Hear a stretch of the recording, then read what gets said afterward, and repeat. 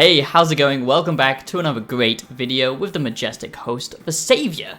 And boy oh boy, do we have another wondrous treat, a beautiful little gem, I might say, that we are going to be taking a look at today.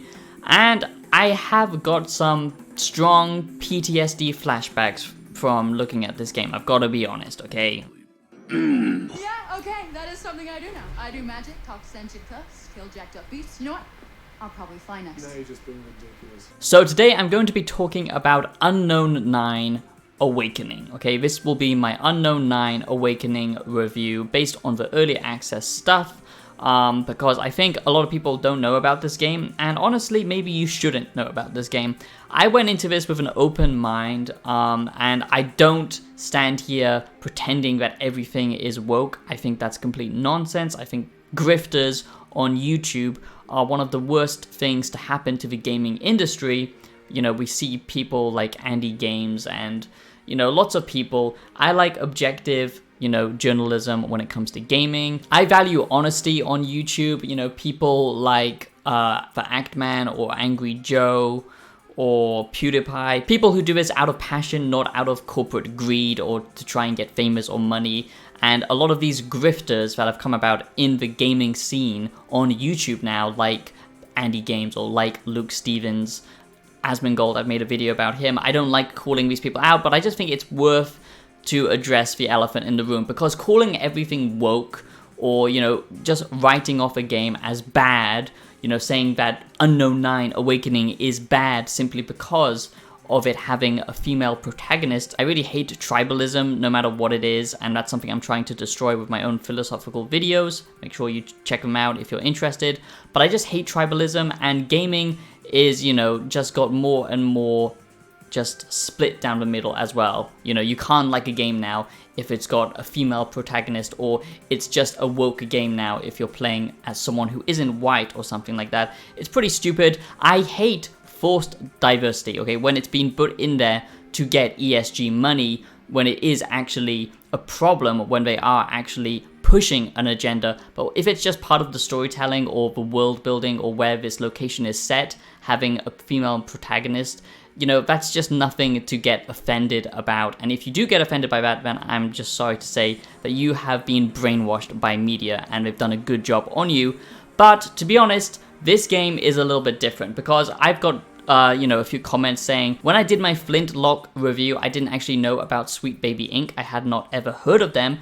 Since then, I've done a lot of research and I found out exactly who they are, what they do, and yeah, for good reason, people don't like Sweet Baby Inc., let me tell you, okay, because they are pushing an agenda in games, just like Concord was, and that is something I do have a problem with, because this media, this should be about the art itself, the world that they're trying to create, the storytelling within them, not bringing in, you know, actual politics into games, okay? That it's just disgusting if you ask me. It's okay to have some form of political messaging in your game, because that's how we can get deep storytelling, but when it's literally just forced in there to check, you know, little boxes so you get more investor money, I think it's pretty disgusting, especially playing into this whole woke narrative. I think it is very disingenuous when you are creating games purely for the fact of pushing an agenda and forcing, you know, identity politics into it, because it never really does any benefit whatsoever, and I think it is, you know,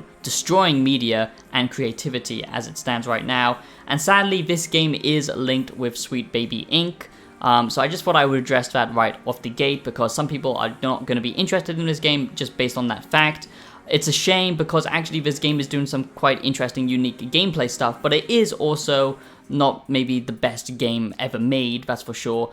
And yes, it has got ties with Sweet Baby Inc., so I just thought I would address that. So now let's actually talk about the game, and I'll talk more about Sweet Baby Inc. at the end of the video, because I think it is an important subject that I want to address in this Unknown 9 Awakening review, because yeah, a lot of people, because they're getting their hands in a lot of games at this point, and it's a shame because they're targeting a lot of AA games, and that's where a lot of creativity can be found, but sadly, you know, you can't have creativity when it's been stifled by an agenda. So I just thought I would talk about that quickly, if you don't mind.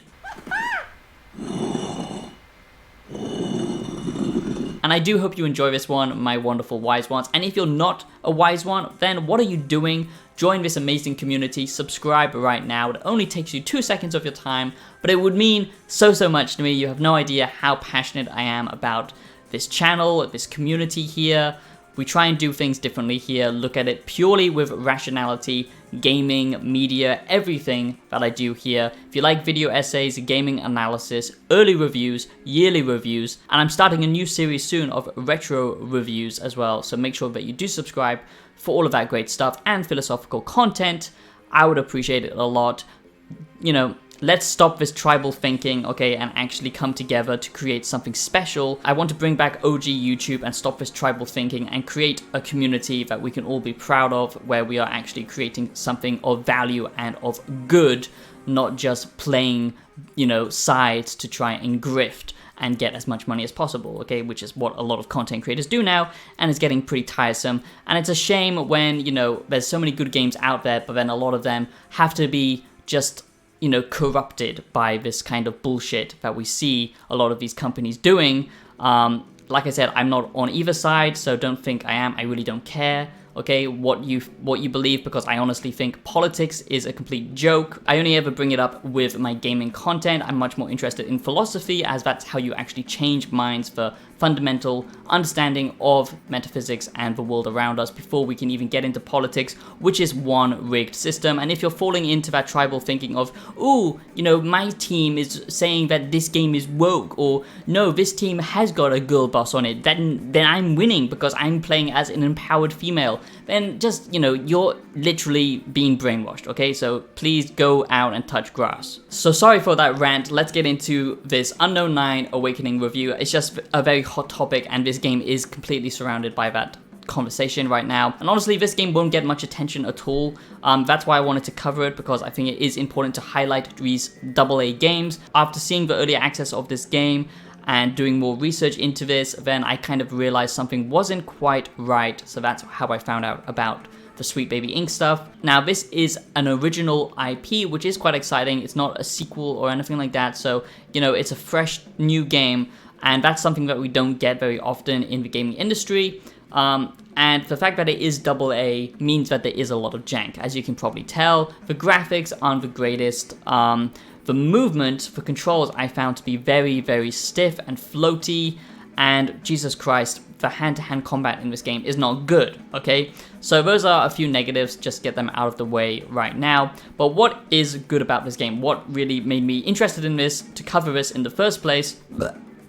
What made me want to cover this game in the first place was because of the unique stepping combat, you know, mechanic in this game. And that's quite cool. I haven't really seen anything like that. So let's break it down. So basically, you play as this strong woman who has the ability and supernatural powers to body hop into other people and take over their essence, okay? And you can literally rip out the souls of the people around you, which is pretty cool. And basically, the way the combat works in this game is you can have 3 approaches to combat. You can have stealth, you can have the, you know, go in there, guns blazing, even though you can't really use guns, but you know what I mean. Full frontal assault and just punch and whack the enemies, use your special abilities like force push and pull and stuff like that.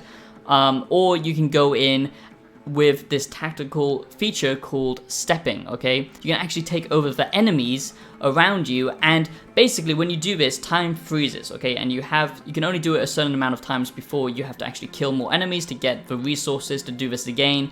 But it's quite a cool mechanic. I haven't really seen anything done like this. So each enemy type will have a unique set move, okay? They can't do lots of different things. If it's a shooter guy, then you will take over him and use his gun to shoot a nearby enemy. If it's someone, you know, who has a spear, for example, you can use them, target an explosive barrel and aim them towards that, and then they will, you know, just zap themselves. So it's kind of like this cool Quicksilver moment where you align all of these different people to do a certain action, and then time just, you know, goes back to normal, and you see all of the chaos that's, you know, around you. And that's pretty fun. That's such a cool idea. You know, that's what I mean. You know, AA games truly do have a lot of value in them because they are playing around with, you know, interesting mechanics. I haven't seen anything like this since, you know, like Prince of Persia or something, a game I want to cover soon on my retro series.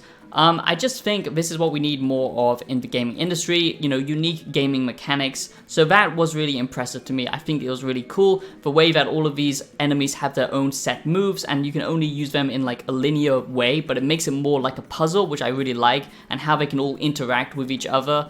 It's just quite a cool feature. Sadly, I can't really say the same for stealth. The stealth combat in this game was not impressive whatsoever. It was very finicky, the AI was pretty terrible. Yeah, the puzzle element is the main fun of this game because, you know, you can use them just to draw attention away from other enemies. So I really do love this stepping idea, okay? And basically you get these powers from the Fold, it's called. And basically it's like a B version of the X-Men. An interesting thing to note about this is it does have its own massive set of lore. This is based around books, comics, all that kind of stuff. So it's new in gaming, but apparently this does already exist. So if you're a fan of this franchise, you're gonna absolutely love this, I'm sure. I haven't really looked that much into it because, you know, this is a new thing for me, and I just wanted to cover the gameplay from what I've seen. But yeah, it is based on some pretty deep lore, but sadly the stealth combat just wasn't very engaging. You know, it's the standard stuff where you make yourself invisible, you crouch behind someone, and then you just press a button and magically they're dead. But here you take their soul and basically destroy it.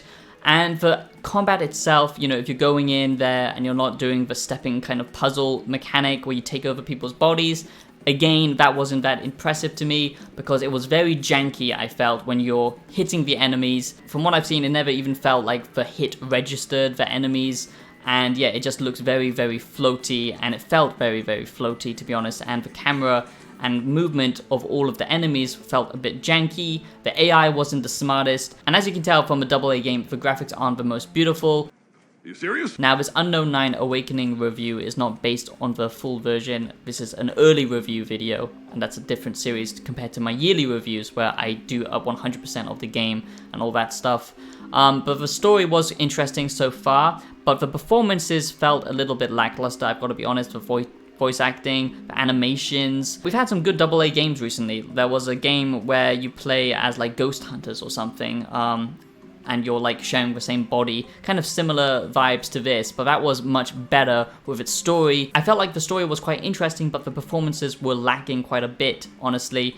And like I said, it kind of does feel like an early Xbox 360 game. And I love retro gaming, but when it's trying to be, you know, like a big new, you know, like kind of story-focused thriller, just like Flintlock was and Forspoken was, it doesn't quite, you know, hit that level of polish. And a lot of people will find that off-putting, especially when the gameplay itself is good with the stepping mechanic, but everything else felt a little bit lackluster. So it's going to be mixed. If you love the source material, if you're a fan of this universe, of course you're going to like this. And yeah, from what I've seen, even though it is touched by baby ink, I haven't seen anything, you know, too outrageous at the moment.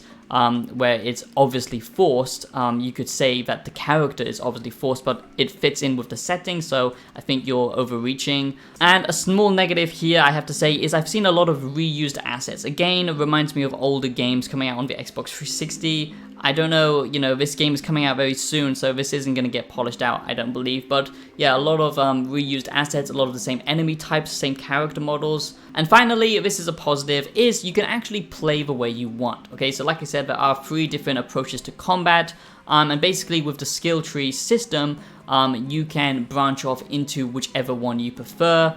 And I really do like that. You know, you probably will get all the abilities at the end because this is a linear story-focused game, but either way, you can actually choose which path to go down, so you can, you know, really opt in for the playstyle that you prefer, and that allows a little bit of, you know, player agency. Certainly not an RPG or anything like that, but yeah, I did think that was quite cool. You know, it has similar vibes to Control, which is a great psychic, you know, ability, third-person shooter with a lot of mystery, but sadly it's like we've got Control at home vibes, to be honest.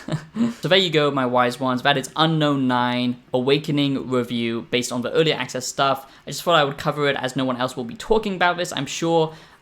So yeah, if you're a fan of the source material, then of course you will like this. I do think it does some pretty cool things with this kind of turn-based puzzle mechanic, of, you know, stepping into the, you know, other people's shoes and then using them like puppets. That's really fun, honestly, and that's something I hope to see maybe a better game kind of take from and build upon, because that's a cool mechanic if we got like a Quicksilver game, to be honest.